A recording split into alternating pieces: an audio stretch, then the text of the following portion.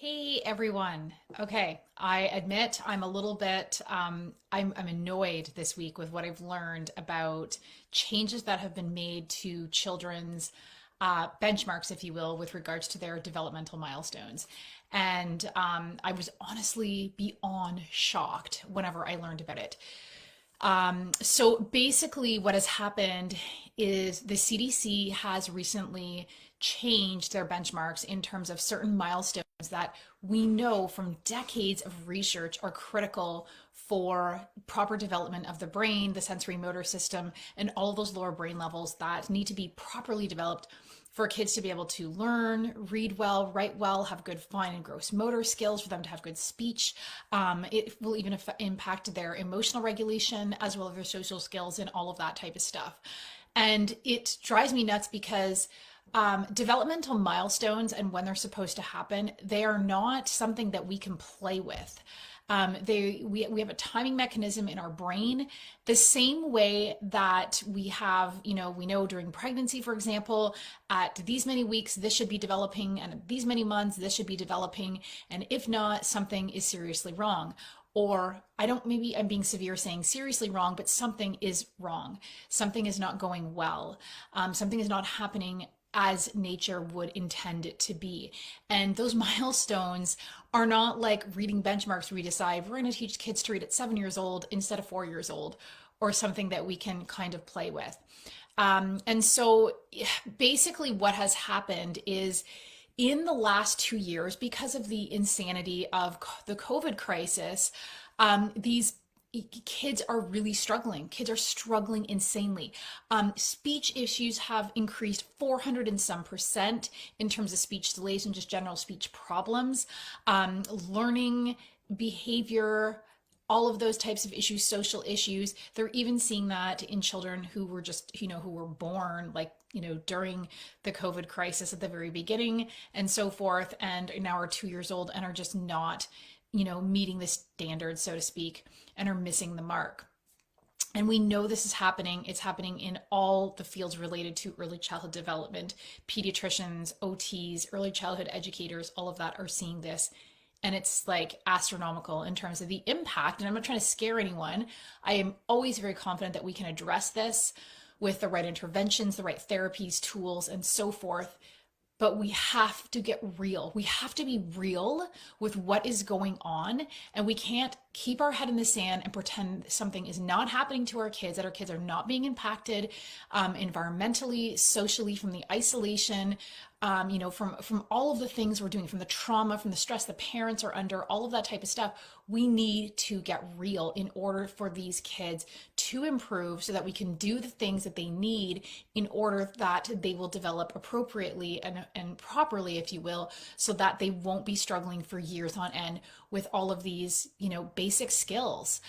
So you might be wondering, okay, what are you going on and on about? So this is the thing.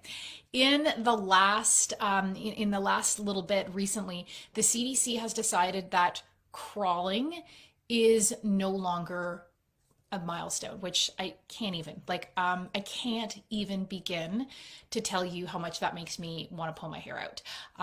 Crawling is it's like been studied for decades. It's extremely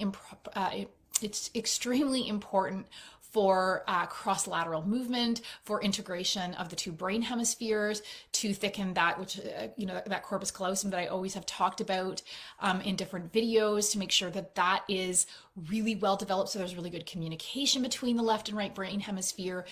Crawling is just so darn important.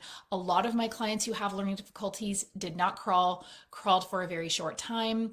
I actually have a client years ago who she was 7 years old and had the development of a 3-year-old because she was adopted, and for the first 3 years of her life had been severely neglected, like left in front of alone all the time, kind of restrained, and basically did not get that sensory motor development that kids need for their brain to develop. So this kid had huge developmental delays.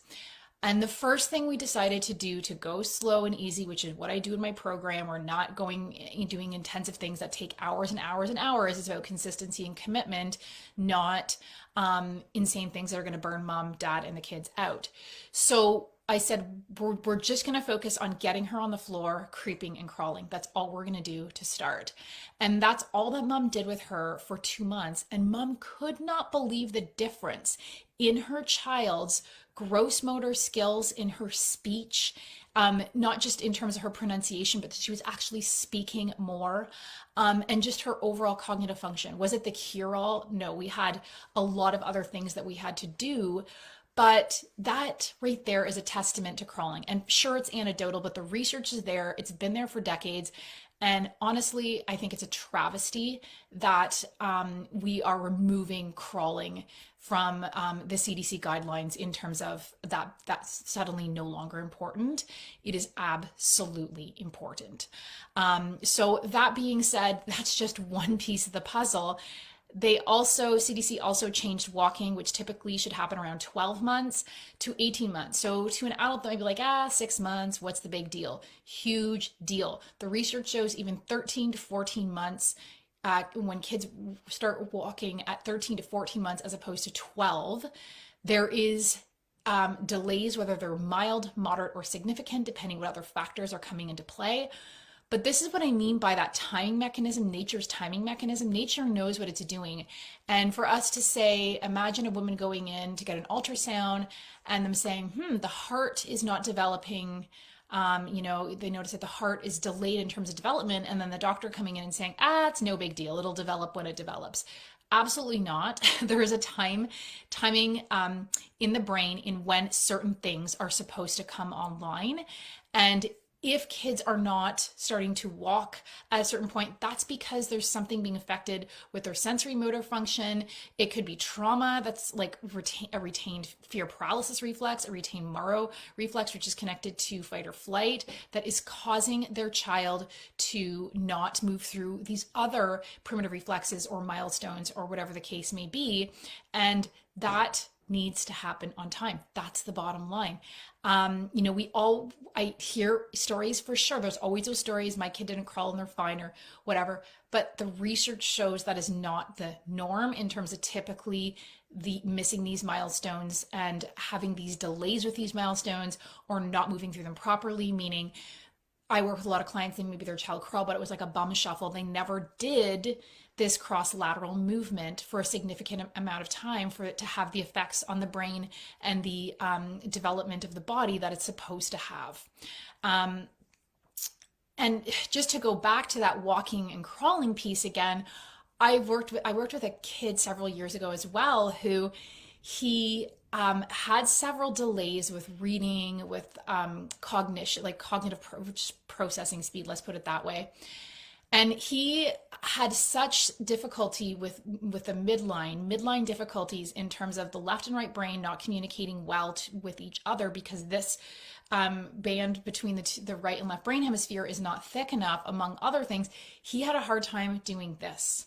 He had a really hard time crossing the left side of his body to the right side of his body. And he had a hard time marching to doing like the one side of the body is doing the opposite and so forth. He could not do that. And we had to work on that. And surprise, surprise, when we worked on that, his processing and other stuff started to improve along with other things that we did in the program.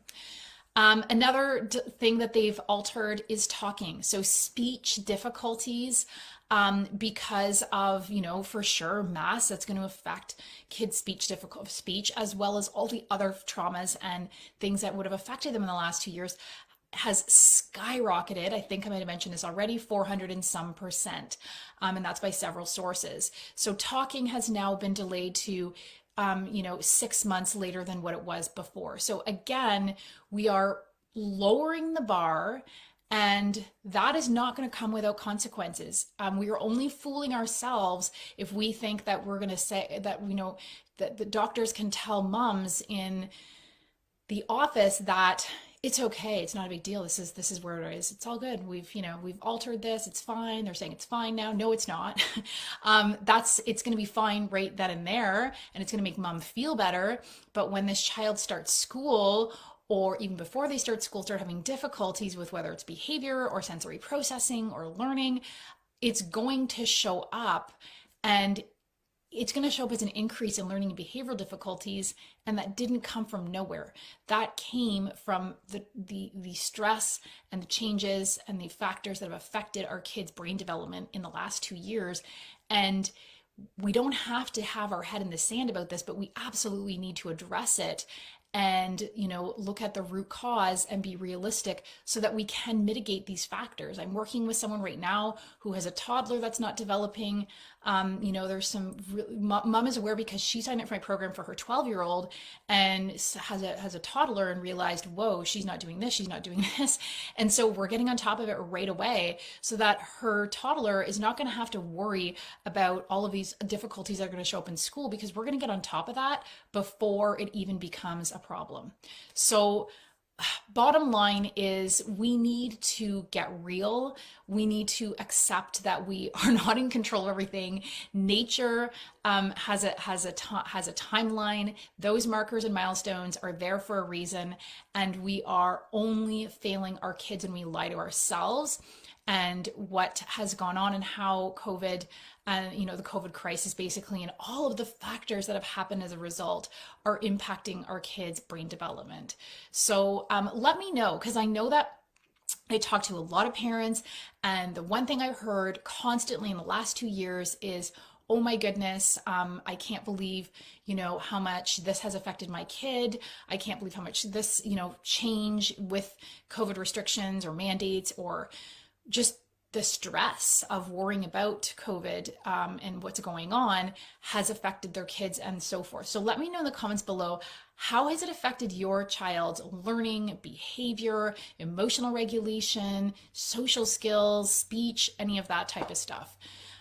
So I hope my real thing that I want to emphasize here is just, I hate to say it, don't listen to the guidelines. They maybe are well-intentioned, I don't know, to make people feel better. It's not a big deal. They're a huge deal.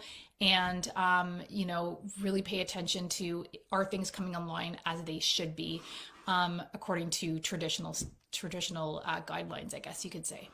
Thanks for watching, everyone.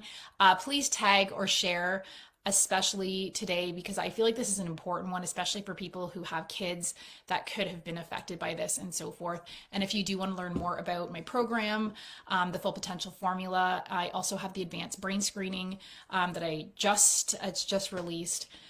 Basically, it gives you detailed understanding of the underlying factors that could be affecting your child's brain development in terms of, do they have retained primitive reflexes? Do they have midline issues? Do they have one brain hemisphere that's underdeveloped and one that's overdeveloped?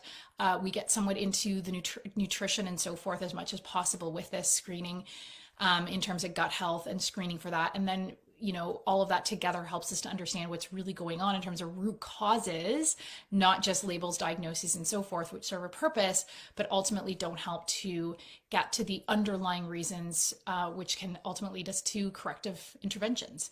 So thanks for watching, everyone. Have a great day.